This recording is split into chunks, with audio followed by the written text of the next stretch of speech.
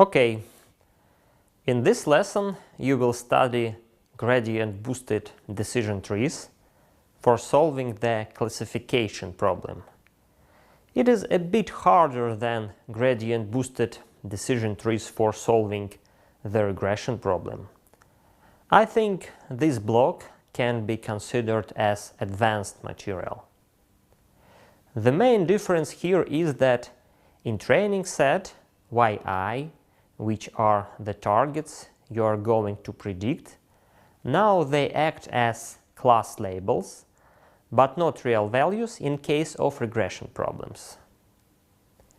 And your goal here is to find the function fx using training set where the misclassification error at the testing set will be as small as possible.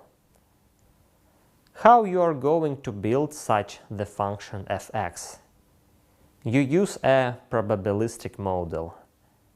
By using the following expression 1 by 1 plus exp, you model the probability of belonging of an object to a first class.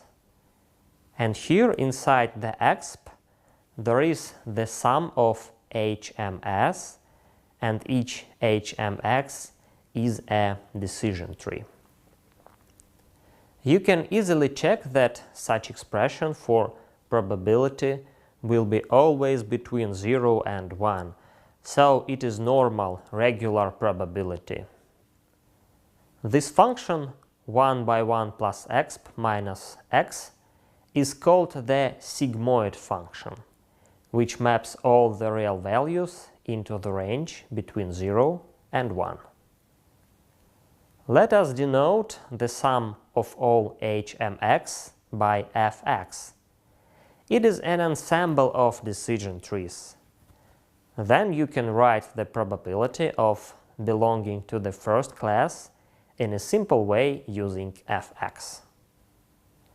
And the main idea which is used here is called the principle of maximum likelihood. What is it? First of all, what is the likelihood? Likelihood is a probability of absorbing some data given a statistical model.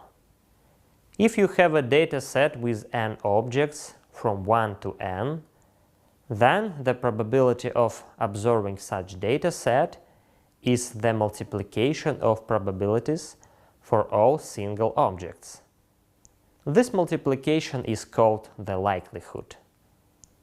The principle of maximum likelihood states the following.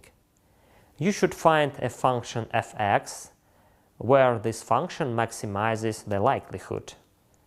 Thus, you want to find the underlying hidden statistical model which maximizes the likelihood of absorbing the dataset. It is easy to see that it is equivalent to find a function fx which maximizes the logarithm of the likelihood, because logarithm is a monotone function. It is easier from the computational point of view to deal with logarithms. Okay, we will denote by qf the logarithm of the likelihood, and now it is sum of all logarithms of probabilities, and you are going to maximize this function. We will use shorthand for this logarithm Lyi fxi. It is the logarithm of probability, and here I emphasize that these logarithms depend actually on the true label yi and your prediction fxi. Now qf is a sum of Lyi fxi. In this slide you can see an algorithm for training gradient-boosted decision trees for classification.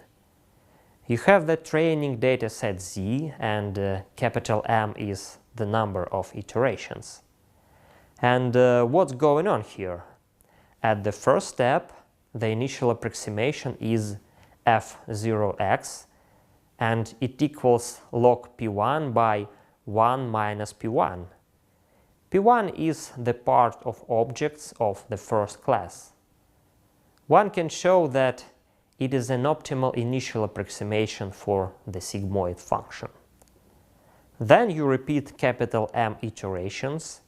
At the step number 3, you calculate the gradient of L. What does it mean?